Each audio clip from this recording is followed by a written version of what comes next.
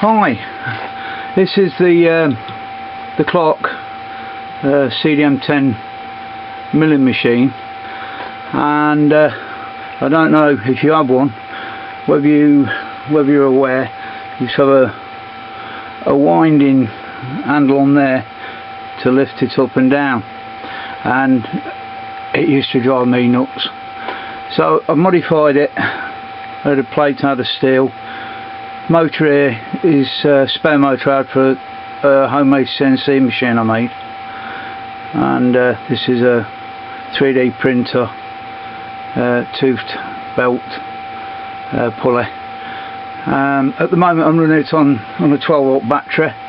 I've not built the power supply for it yet, so I'll show you how it works. And here we go. The pulley wheel wobbles a bit because it's a bit out of shape, but otherwise it works okay. And there she goes.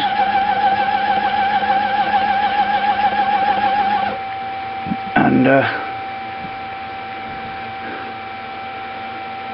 back down.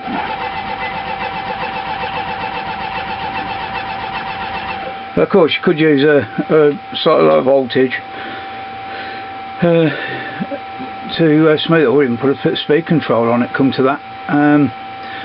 So it's not so fierce, although it doesn't really bother me because I only want to get it rough in the rough area anyway, and then adjust it with the fine adjustment control, this one here.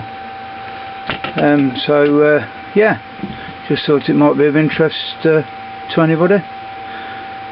Hope you enjoyed it. Bye.